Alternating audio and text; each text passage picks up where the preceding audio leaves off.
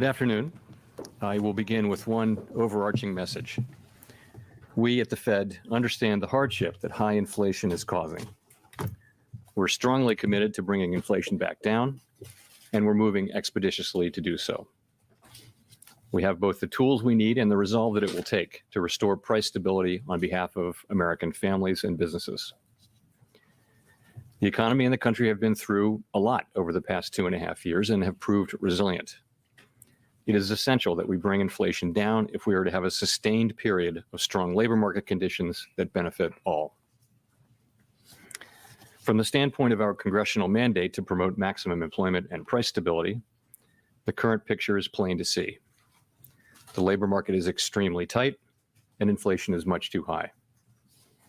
Against this backdrop, today the Federal Open Market Committee raised its policy interest rate by 0.75 percentage points and anticipates that ongoing increases in that rate will be appropriate.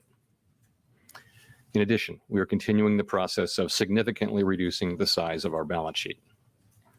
I'll have more to say about today's monetary policy actions after briefly reviewing economic developments.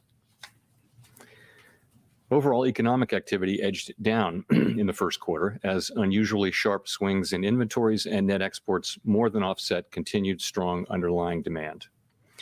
Recent indicators suggest that real GDP growth has picked up this quarter, with consumption spending remaining strong. In contrast, growth in business fixed investment appears to be slowing, and activity in the housing sector looks to be softening, in part reflecting higher mortgage rates. The tightening in financial conditions that we've seen in recent months should continue to temper growth and help bring demand into better balance with supply. As shown in our summary of economic projections, FOMC participants have marked down their projections for economic activity, with the median projection for real GDP growth running below 2% through 2024. The labor market has remained extremely tight, with the unemployment rate near a 50-year low, job vacancies at historical highs, and wage growth elevated. Over the past 3 months, employment rose by an average of 408,000 jobs per month, down from the average pace seen earlier in the year, but still robust. Improvements in labor market conditions have been widespread, including for workers at the lower end of the wage distribution, as well as for African Americans and Hispanics. Labor demand is very strong, while labor supply remains subdued, with the labor force participation rate little changed since January. FOMC participants expect supply and demand conditions in the labor market to come into better balance, easing the upward pressures on wages and prices.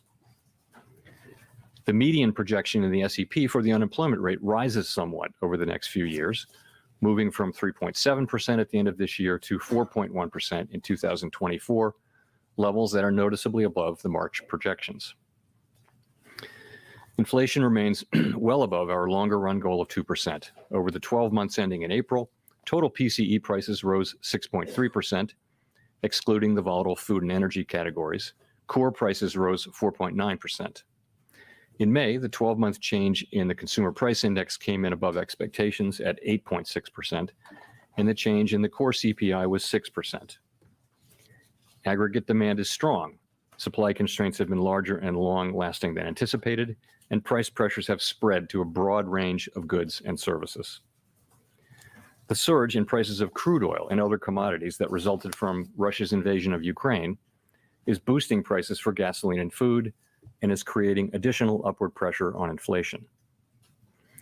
And COVID-related lockdowns in China are likely to exacerbate supply chain disruptions.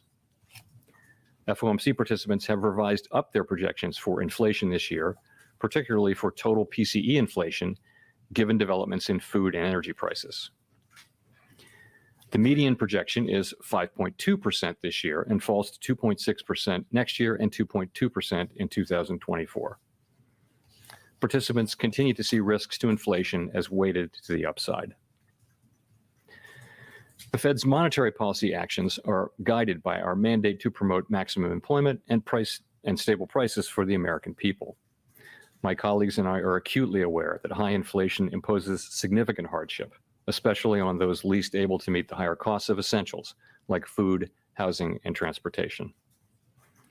We are highly attentive to the risks high inflation poses to both sides of our mandate, and we're strongly committed to returning inflation to our 2% objective. Against the backdrop of the rapidly evolving economic environment, our policy has been adapting, and it will continue to do so. At today's meeting, the committee raised the target range for the federal funds rate by 0.75 percentage point, resulting in a 1.5 percentage point increase in the target range so far this year. The committee reiterated that it anticipates that ongoing increases in the target range will be appropriate. And we are continuing the process of significantly reducing the size of our balance sheet, which plays an important role in firming the stance of monetary policy. Coming out of our last meeting in May, there was a broad sense on the committee that a 0.5 percentage point increase in the target range should be considered at this meeting if economic and financial conditions evolved in line with expectations. We also stated that we were highly attentive to inflation risks and that we would be nimble in responding to incoming data and the evolving outlook. Since then, inflation has again surprised to the upside. Some indicators of inflation expectations have risen, and projections for inflation this year have been revised up notably. In response to these developments, the committee decided that a larger increase in the target range was warranted at today's meeting. This continues our approach of expeditiously moving our policy rate up to more normal levels, and it will help ensure that longer-term inflation expectations remain well anchored at 2%. As shown in the SEP, the median projection for the appropriate level of the federal funds rate is 3.4% at the end of this year, a percentage point and a half higher than projected in March, and 0.9 percentage point above the median estimate of its longer run value. The median projection rises further to 3.8% at the end of next year and declines to 3.4% in 2024, still above the median longer run value. Of course, these projections do not represent a committee plan or decision, and no one knows with any certainty where the economy will be a year or more from now. Over coming months, we will be looking for compelling evidence that inflation is moving down, consistent with inflation returning to 2%. We anticipate that ongoing rate increases will be appropriate. The pace of those changes will continue to depend on the incoming data and the evolving outlook for the economy.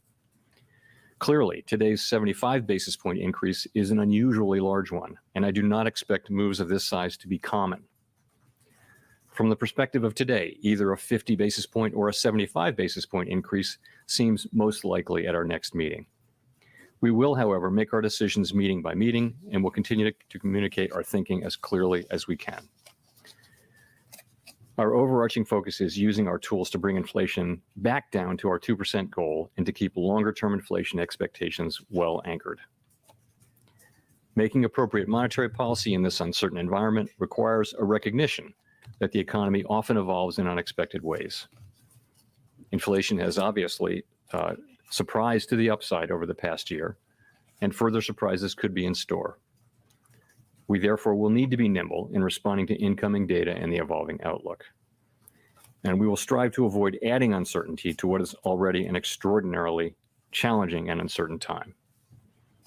We are highly attentive to inflation risks and determined to take the measures necessary to restore price stability. The American economy is very strong and well positioned to handle tighter monetary policy. To conclude, we understand that our actions affect communities, families, and businesses across the country. Everything we do is in service to our public mission. We at the Fed will do everything we can to achieve our maximum employment and price stability goals. Thank you, and I look forward to your questions. Thank you. Howard Schneider with Reuters. Two related questions. Chair Powell, did you feel you boxed yourself in with the language you used at the last press conference on 50 basis point hikes in June and July?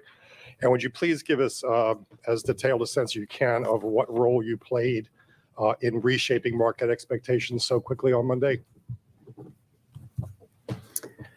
So, as you know, we always aim to provide as much clarity as we can about our policy intentions, subject to the inherent uncertainty in the economic outlook, because we think monetary policy is more effective when market participants understand how policy will evolve, when they understand our objective function. our reaction function. And in the current highly unusual circumstances with inflation well above our goal, we think it's helpful to provide even more clarity than usual, again, subject to uncertainty in the outlook. So, and I think over the course of this year, financial markets have responded and have generally shown that they understand the path we're laying out. Of course, it remains data dependent, and so that's what we generally think about guidance, and that's why we offer it. And of course, when I offered that guidance at the last meeting, I did say that it was subject to the economy performing about in line with expectations. I also said that if the economy performed, if data came in worse than expected, then we would consider moving even more aggressively. So we got the CPI data and also some data on inflation expectations late last week. And we thought for a while, well, this is the appropriate thing to do. So then the question is, what do you do? And do you wait 6 weeks to do it at the next meeting? And I think the answer is that's not where we are with this. So we decided we needed to go ahead. And so we did. And that's really how we made the decision. Okay, Gina?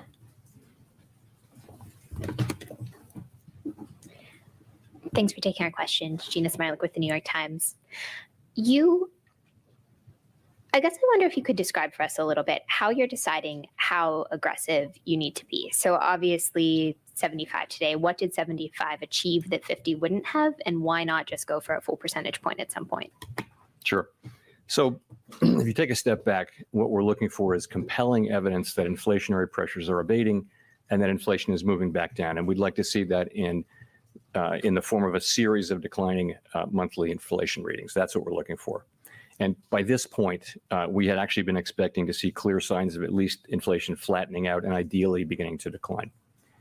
We've said that we'd be data dependent, focused on incoming data, highly attentive to inflation risks, the things that I mentioned to Howard moments ago.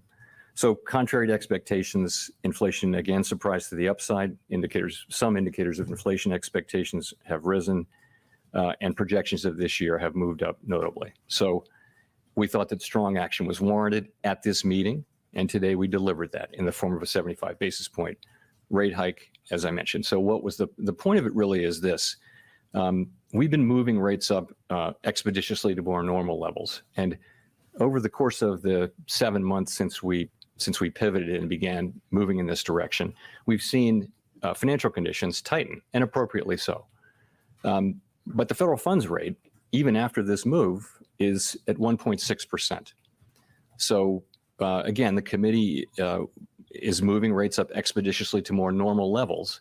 And we came to the view that we'd like to do a little more front-end loading on that. So I think that the SEP gives you the levels that people think are appropriate at given points in time. This was really about the speed with which you would get there. So as I mentioned, we 75 basis points today. I said the next meeting could well be about a decision between 50 and 75. That would put us at the end of the July meeting, in that range in that more normal range. And that's a desirable place to be because you begin to have more optionality there about the speed with which you would proceed going forward. Just talking about the SEP for a second, what it really says is that committee participants widely would like to see policy at a modestly restrictive level at the end of this year. And that's 6 months from now. And, so much data and so much can happen. So remember how highly uncertain this is. But so that is generally a range of 3 to 3.5%. That's where people are. And that's what they want to see, knowing what they know now and understanding that we need to show resolve, but also be flexible to incoming data as we see it. If things are better, we don't need to do that much. And if they're not, then we either do that much or possibly even more. But in any case, it will be very data dependent. Then you're looking at next year, and what you're seeing is people see a bit more tightening and in a range of maybe 3.5 to 4%. And that's generally what people see as the appropriate path for getting inflation under control and starting back down and then getting back down to 2%. So 75 basis points seem like the right thing to do at this meeting, and that's what we did. Steve? Steve Leisman, CNBC. Thank you for taking my question, Mr. Chairman. You have not used the phrase in a long time, monetary policy is in a good place, which is a phrase that you used to use often. Now that the committee is projecting 4% or 3.8% next year in terms of the funds rate, which is similar to where the market is now, the futures market of 4% funds rate next year. Do you think that's a level that is going to be sufficiently high enough to deal with and bring down the inflation problem? And just as a follow-up, could you break that apart for me? How much of that is restrictive and how much of that is a normal positive rate that ought to be embedded or not, in your opinion, in the funds rate? Thank you. Sure. So the question really is, how high does the rate really need to go? And this is, the estimates on the committee are in that range of 3.5% to 4%. And how do you think about that? Well, you can think about the longer run neutral rate. You can compare it to that, and we think that's in the mid twos. You can look, frankly, at broader financial conditions. You can look at, asset prices. You can look at the effect you're having on the economy, rates, asset prices, credit spreads. All of those things go into that. You can also look at the yield curve and ask all along the yield curve, where is the policy rate? So for much of the yield curve now, real rates are positive. That's not true at the short end. At the short end of the yield curve in the early years, you don't have you have negative rates still. So that really is one data point. It's one part of financial conditions. So I think I have to look at it this way. We move the policy rate, that affects financial conditions, and that affects the economy. We have, of course, rigorous ways to think about it, but ultimately it comes down to, do we think financial conditions are in a place where they're having the desired effect on the economy? And that desired effect is, we'd like to see, demand moderating. Demand is very hot still in the economy. We'd like to see the labor market getting better in balance between supply and demand. And that can happen both from supply and demand. Right now, demand is substantially higher than available supply, though. So we feel that there's a role for us in moderating demand. Those are the things we can affect with our policy tools. There are many things we can't affect, and those would be, the things, the commodity price issues that we're having around the world due to the war in Ukraine and the fallout from that, and also just all of the supply side things that are still pushing upward on inflation. So that's really how I would think about it. But does 3.8%, 4% get it done? Does it get the job done of breaking the back of inflation? I think it's certainly in the range of plausible numbers. I think we'll know when we get there, really. I mean, honestly, that would be, you would have positive real rates, I think, and inflation coming down by then. I think you'd have positive real rates across the curve. I think that the neutral rate is pretty low these days, so I would think it would. But you know what? We're gonna find that out empirically. We're not going to be completely model driven about this. We're gonna be looking at this, keeping our eyes open and reacting to incoming data, both on financial conditions and on what's happening in the economy. Thank you, Nick. Thanks. Nick Timmeros of the Wall Street Journal. Chair Powell, you've said that you like your policy to work through expectations, and now obviously this decision was something quite different from how you and almost all of your colleagues had set those expectations during the intermeeting period. And I know you just said that what changed was really the inflation data, the inflation expectations data, but I'm wondering, on the inflation expectations data, was there something you saw that was unsettling enough to risk eroding the credibility of your verbal guidance by doing something so different from what you had socialized before? So if you look at we look at a broad range of inflation expectations. So you've got the public, you've got surveys of the public and of experts, and you've also got market-based. And I think if you look across that broad range of data, what you see is that expectations are still in the place, very much in the place, where short-term inflation is going to be high, but comes down sharply over the next couple of years. That's really where inflation expectations are. And also, as you get away from this episode, they get back down close to 2%. And so this is really very important to us that remain the case. And I think if you look for most measures, most of the time, that's what you see. If we even see a couple of indicators that bring that into question. We take that very seriously. We do not take this for granted. We take it very seriously. So the preliminary Michigan reading, it's a preliminary reading. It might be revised. Nonetheless, it was quite eye-catching, and we noticed that. We also noticed that the index of common inflation expectations at the board has moved up after being pretty flat for a long time. So we're watching that, and we're thinking, this is something we need to take seriously. And that is one of the factors, as I mentioned, one of the factors in our deciding to move ahead with 75 basis points today was what we saw in inflation expectations. We're absolutely determined to keep them anchored at 2%. That was one of the reasons. The other was just the CPI reading. So if you saw a movement like that again, another tick up in inflation expectations, would that put a 75 or even 100 basis point increase in play at your next meeting? You know, I'll just say we're going to react to the incoming data and appropriately, I think. So I wouldn't want to put a number on what that might be. The main thing is to get rates up, and then pretty soon we'll be in an area where we're, I think, as you get closer to the end of the year, you're in a range where you've got restrictive policy, which is appropriate. 40-year highs in inflation. We think that policy is going to need to be restrictive, and we don't know how restrictive. So I think that's how we'll take it. Neil. Hi, Chair Powell. Neil Irwin from Axios. Thanks for taking our questions. The late-breaking kind of decision to go to 75 basis points, do you worry that that will make policy guidance a less effective tool in the future? And should we think of that as a kind of symmetrical reaction function if we start to get soft readings on inflation, or if the labor market starts to roll over? To take your second question first, yes. I mean, I think we're resolved to take this on, but we're going to be flexible in the implementation of it. Sorry, and your question was guidance. So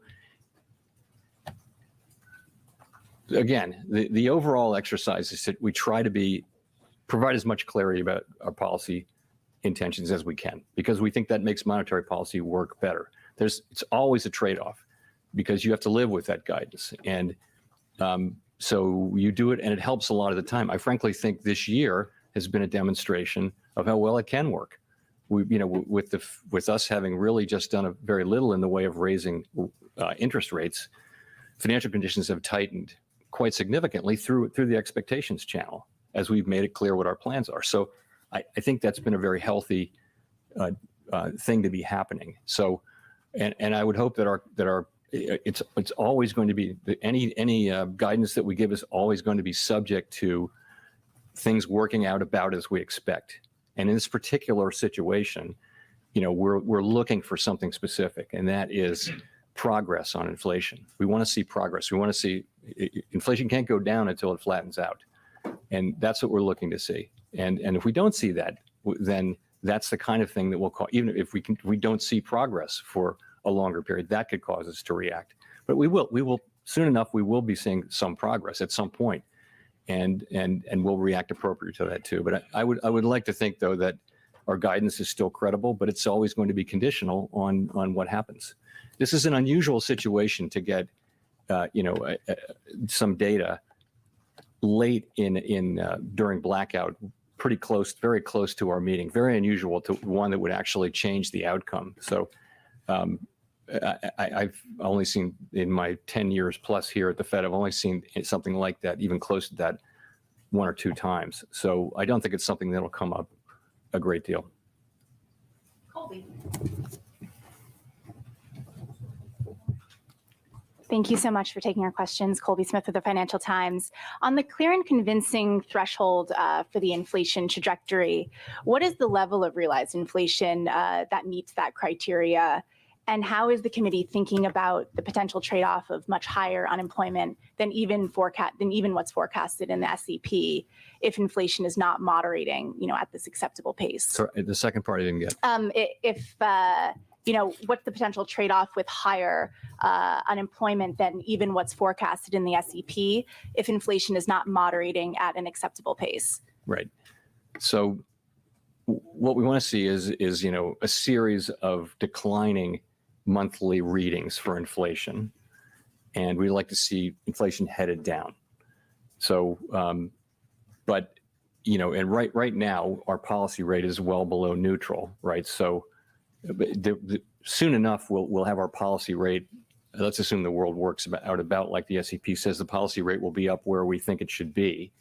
And then the question would be, do you slow down? Does it make you, that you'll be making these judgments about, is it appropriate now to slow down from 50 to 25, let's say, or speed up?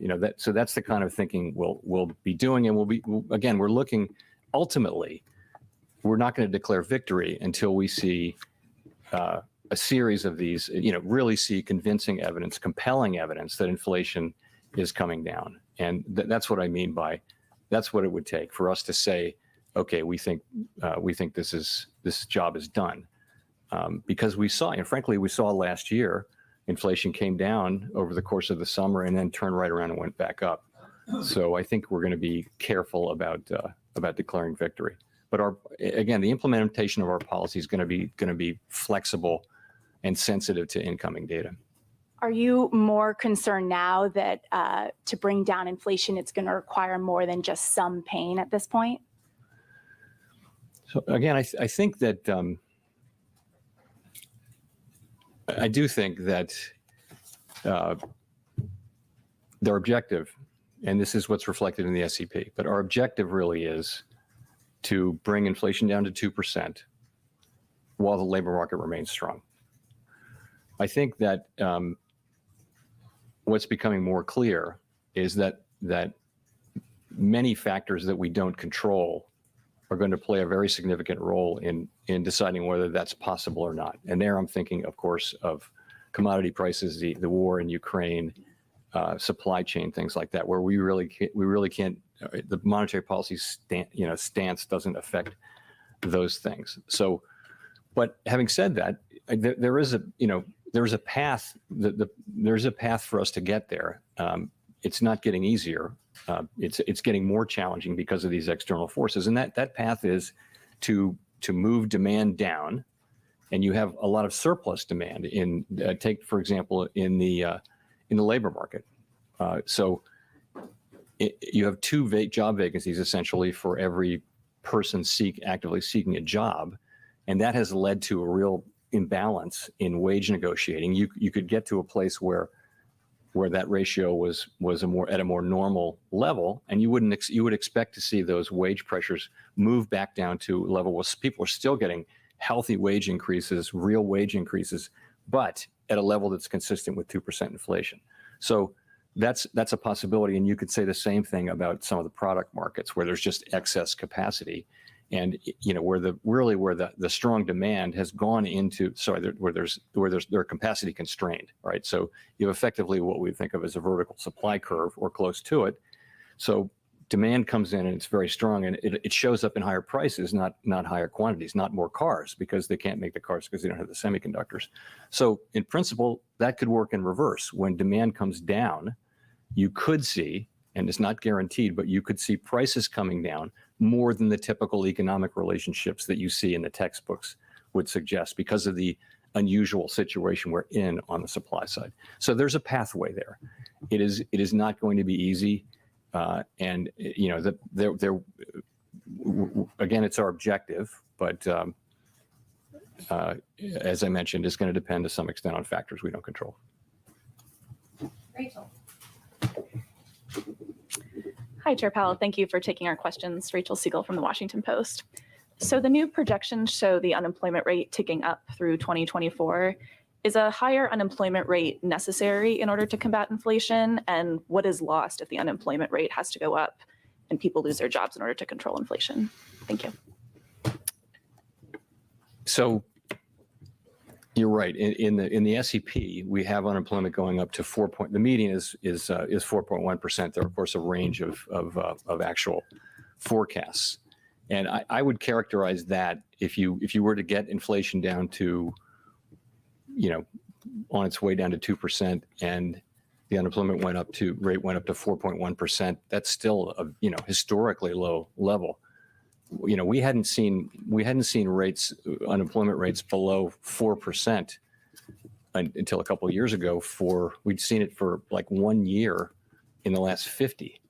So the idea that, 3.6% is historically low in the last century. So a 4.1% unemployment rate with inflation well on its way to 2%, I think that would be, I think that would be a successful outcome. So we're not looking to have a higher unemployment rate, but I would say that I would certainly look at that as a successful outcome. Does that include people losing their jobs or? We don't seek to put people out of work.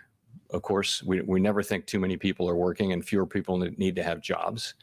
But we also think that you really cannot have the kind of labor market we want without price stability. And we have to go back and establish price stability so we can have that kind of labor market. And that's a labor market where where workers are getting wage increases. Maybe the workers at the lower end of the spectrum are getting the biggest wage increases, as they were before the pandemic, where participation is high, where there's lots of job opportunities, where it's just the labor market we had before the pandemic that's what we want to get back to. And you see, disparities between various groups at historic lows. We'd love to get back to that place. But to get there, it's not going to happen with the levels of inflation we have. So we have to restore that, and it really is in service in the medium and longer term of the kind of labor market we want and hope to achieve.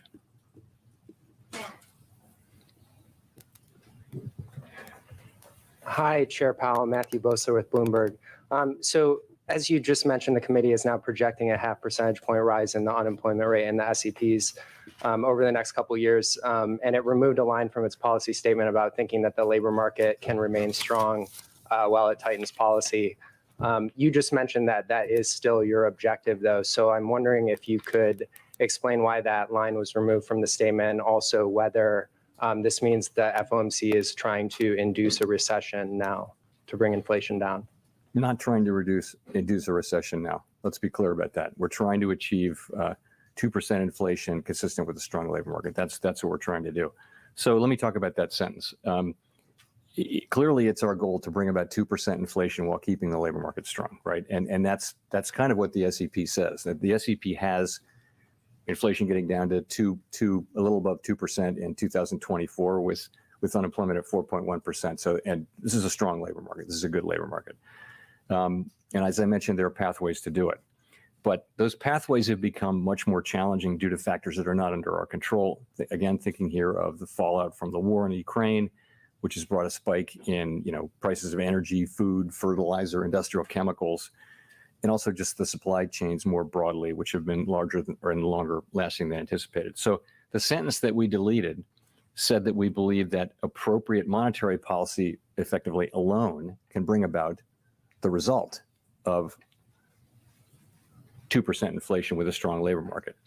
And so much of it is really not down to monetary policy. The sentence isn't, it kind of says on its face that monetary policy alone can do this. And that just didn't seem appropriate. So we took the sentence out. And given the new projections for the unemployment rate, could you talk a little bit about what accounts for such reduced confidence against, say, a month ago or 3 months ago that inflation will largely normalize on its own as these supply side issues get worked out? Thanks. Well, yeah, I think you've seen, again, we've been expecting progress and we didn't get that. We got sort of the opposite. So I also think the situation really since the consequences of the Ukraine war become more and more clear, what you're seeing is the situation getting more difficult. And you look around the world, I mean, lots of countries are looking at inflation of 10%. And it's largely due to commodities prices. But all over the world, you're seeing these effects. And so, and we're seeing them here. Gas prices, all-time highs and things like that. That's not something we can do something about. So that is really, and by the way, headline inflation is important for expectations. The public's expectations, why would they be distinguishing between core inflation and headline inflation? Core inflation is something we think about because it is a better predictor of future inflation. But headline inflation is what people experience. They don't know what core is. Why would they? They have no reason to. So expectations are very much at risk due to high headline inflation. So it's become the environment has become more difficult, clearly, in the last 4 or 5 months. And hence the need for the policy actions that we took today, hence our resolution to, to get rates up and ultimately get them to where we think they need to be in coming months. Thanks, Chair Powell. Edward Lawrence with Fox Business. I want to ask you, you talked about CPI going to 8.6%. The retail sales surprised the market by falling, and then revisions to the previous months were down. Are you hearing from contacts about consumers slowing spending or changing their habits? So we're of course watching very, very carefully for that, and looking at the retail sale, the big store numbers and all that kind of thing. And so, but I think the fair summary of what we see is you see continuing shifts in consumption.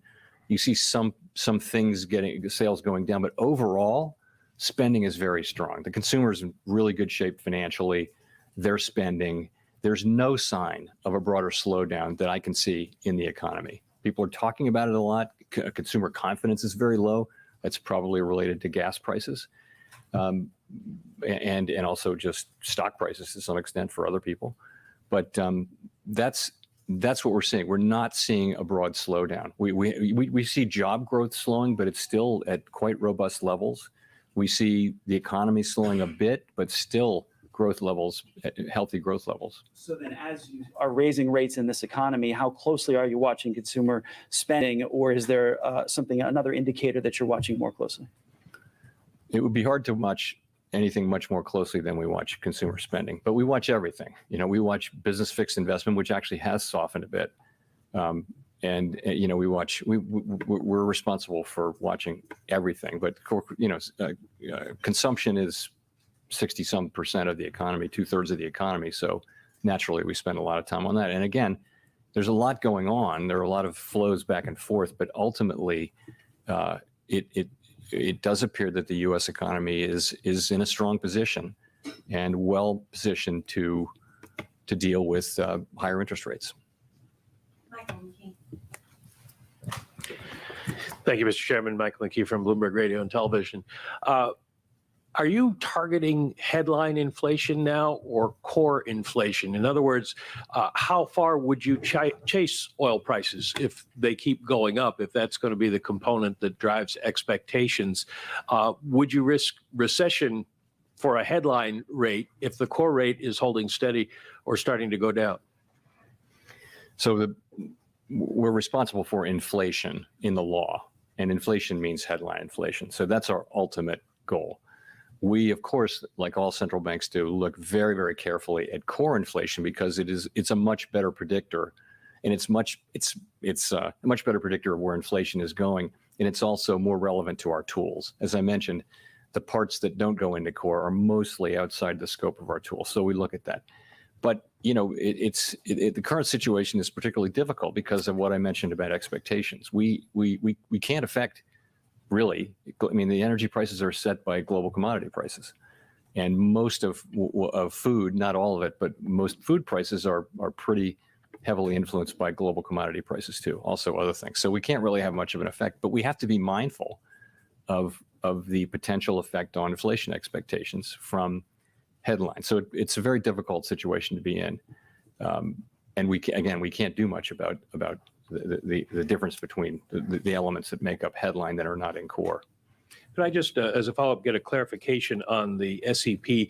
When the members gave their forecasts, when were they inserted into the record? Were they revised after the CPI or Michigan numbers came out? In other words, does the SEP as we have it now reflect the same factors that led you to go to a 75 basis point move? The SEP is of one piece. It reflects all of the economic readings. It also reflects the 75 basis point increase. This is important. So people had that in hand when their SEPs were submitted. So in other words, it's not in addition to what's in the SEP. The SEP, everyone's SEP reflects their thinking about this rate increase and what's going forward. Victoria. Hi, Victoria Guida from Politico. I wanted to ask about how you're measuring progress, especially since you've now started front-loading rate hikes more. You've talked about how you want to see inflation coming down over a series of reports, and I guess I'm curious whether you think inflation data itself is a really good indicator, or whether you might be concerned that it's a lagging indicator, or that it might send confusing signals, given that, as you've talked about, there are sort of supply and demand aspects. And I guess my question is, do you think that inflation data will tell you when you've gone to where you need to go, or do you just feel like maybe it's better to overshoot than to undershoot?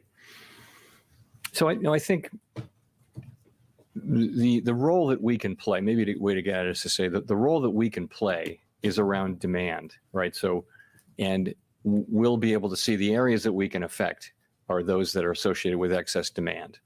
And we'll be able to see our effect on, for example, job openings in real time. So, and that would tell us about wages. Wages are not principally responsible for the inflation that we're seeing, but going forward, they would be very important, particularly in the service sector.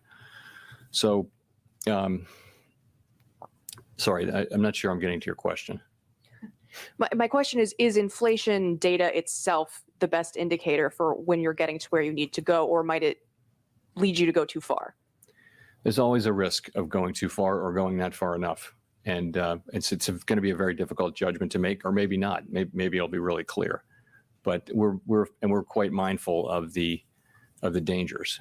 But I will say the worst mistake we could make would be to fail, which it's not an option. We have to restore price stability. We really do, because everything, it's the bedrock of the economy. If you don't have price stability, the economy is really not going to work the way it's supposed to. It won't work for people. Their wages will be being eaten up. So we want to get the job done. This inflation happened relatively recently. We don't think that it's affecting expectations in any kind of fundamental way. We don't think that we're seeing a wage price spiral. We think that the public generally sees us as very likely to be successful in getting inflation down to 2%, and that's critical. It's absolutely key to the whole thing that we sustain that confidence. So that's how we're thinking about it.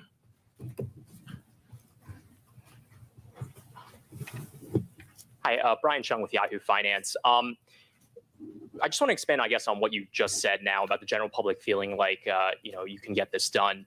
When you talk about consumer sentiment being down, household inflation expectations being up, recession just broadly being dinner table talk, does the general feel among American households and also businesses square with your explanation of the economy, given that the description of inflation in the statement didn't change between May and June? Thanks. So clearly, people don't like inflation a lot, and many people are experiencing it really for the first time, because we haven't had anything like this kind of inflation in 40 years, and it's really something people don't like, and they're experiencing that, and that's showing up in surveys and in all kinds of ways. And we understand that, and we understand the hardship that people are experiencing from high inflation, and we're determined to do what we can to get inflation back down. So that's really what we're saying. Clearly, it's an incredibly unpopular thing, and it's very painful for people. So, I guess what I'm saying is the question, really critical question from the perspective of doing our job, is making sure that the public does have confidence that we have the tools and we'll use them, and they do work to bring inflation back down over time. It will take some time, we think, to get inflation back down, but we will do that. Chris. Thank you. Chris Rugaber at Associated Press. You have talked about inflation a few times and mentioned oil prices, China lockdowns. But aside from rises in commodity prices such as gas prices, we're also seeing stickier measures of inflation increasing, such as the Cleveland Fed's median and trimmed mean CPIs. I mean, how persistent do you see those underlying measures of inflation, and how do you expect to, where do you see those going in the near future? So as I mentioned, I think in my opening statement, the inflation has started off in quite narrow, very directly pandemic-related areas, and it's spread now broadly across the economy and into the services sector as well. It was really in the goods sector at the beginning. In particular, you're seeing in travel now, if you've flown on a plane lately, planes are very full and plane tickets are very expensive. Some of that will be passed through of energy prices, but so you're experiencing services inflation. Shelter inflation is high. So the question, and you see the Cleveland measure going up, and many other measures are going up. So it's a time when we're not seeing progress, and we want to see progress, and that's really another part of why we did what we did today, and why the SEP looks like it does, is that we see it as appropriate to get the policy rate up to restrictive levels, which would be, in the thinking of the committee, somewhere in the range of 3 to 3.5% by year end, and then after that, you see what the rest of the SEP says. So I hope that's responsive to your question. Nancy. Hi, Chair Powell, Nancy Marshall-Genzer with Marketplace. Do you still think a softish landing is possible, and how would you define that at this point, considering the revised projections for unemployment, GDP, inflation? So I think what's in the SEP would certainly meet that test. If you see, you're looking at getting back down to almost a 2% inflation by 2024, and the unemployment rate is still as low as 4.1%. I would call that as meeting that test. Do I still think that we can do that? I do. I think there's. I don't want to be the handicapper here. That is our objective. And I do think it's possible. Like I said, though, I think that events of the last few months have raised the degree of difficulty, created great challenges. And again, the answer to the question, can we still do it? There's a much bigger chance now that it'll depend on factors that we don't control, which is, fluctuations and spikes in commodity prices could wind up taking that option out of our hands. So we just don't know. But we're focused on, very, very focused on getting inflation back down to 2%, which we think is essential for the benefit of the public, and also to put us on a path back to a sustainably strong labor market like the one we had before the pandemic.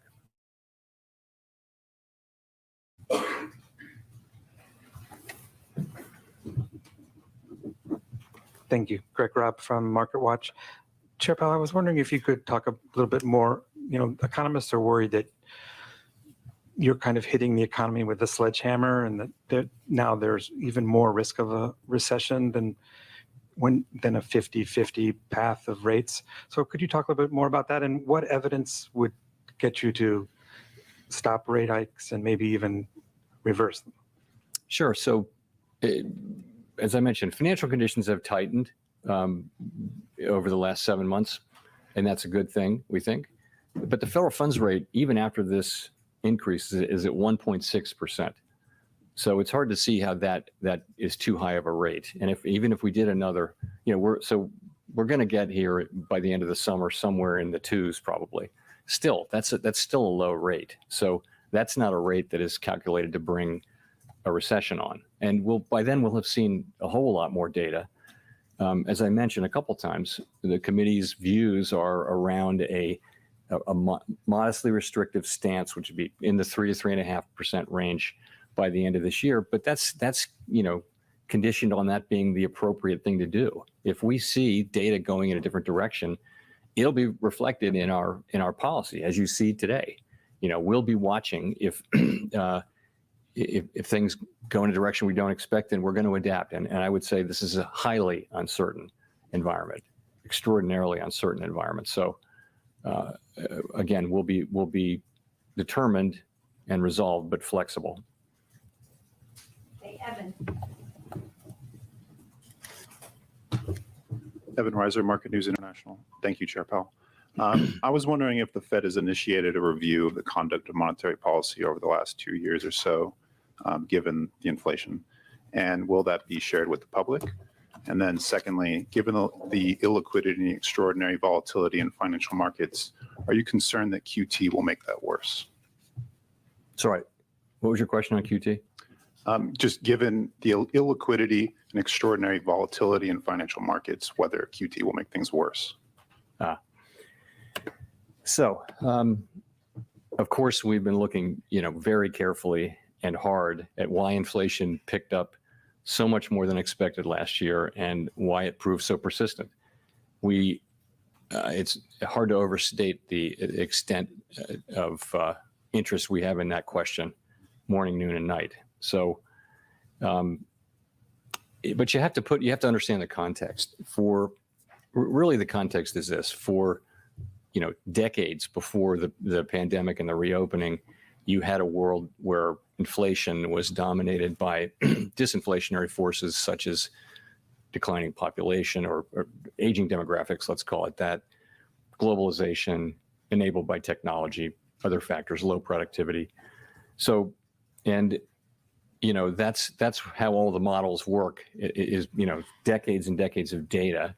They look at that. It's a very flat Phillips curve work, and the supply shocks tend to be transient, right? So we have now experienced an extraordinary series of shocks, if you think about it. The pandemic, the response, the reopening, inflation, followed by the war in Ukraine, followed by shutdowns in China, the war in Ukraine potentially having effects for years here. So we're aware that a different set of forces are driving the economy. We have been, obviously, for quite a while, that these forces are different.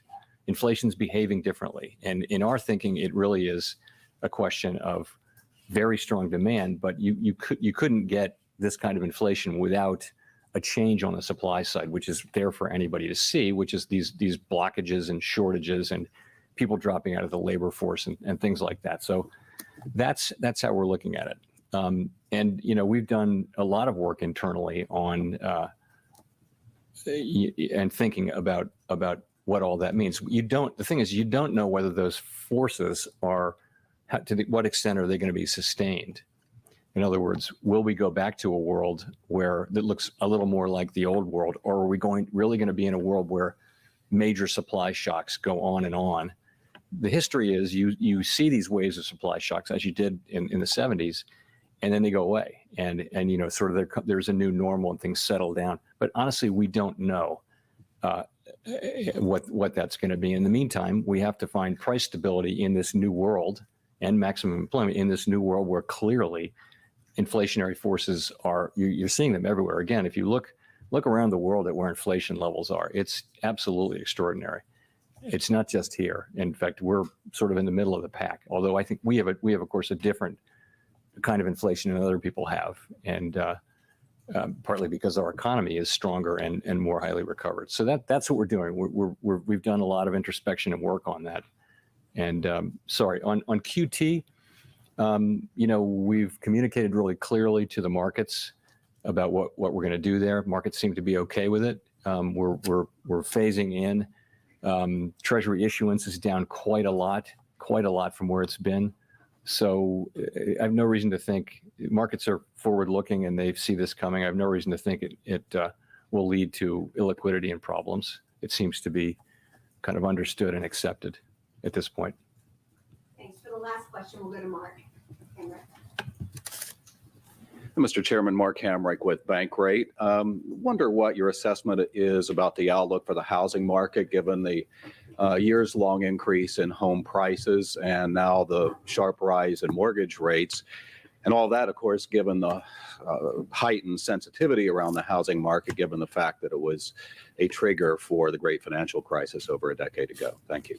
Sure. So rates were very low.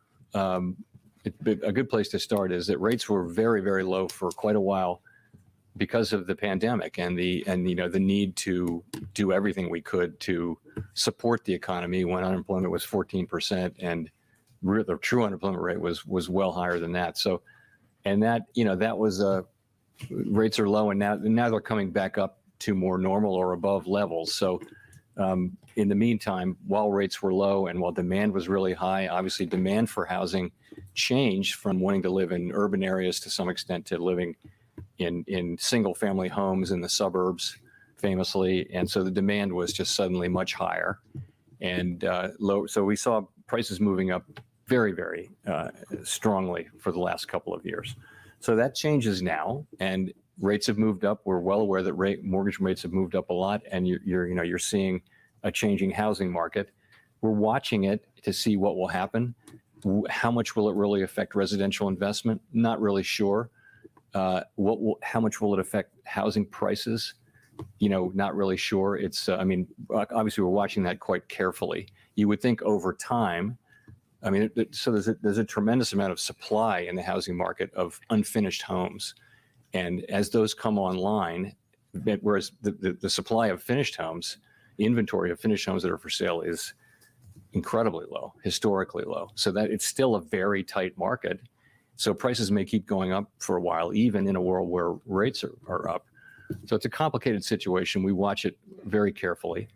I would say if you're a home buyer, somebody or a young person looking to buy a home, you need a bit of a reset. We need to get back to a place where supply and demand are back together, and where inflation is down low again, and mortgage rates are low again. So this will be a process whereby we do our work in a way where the housing market settles in a new place, and housing availability and credit availability are at appropriate levels. So thank you very much.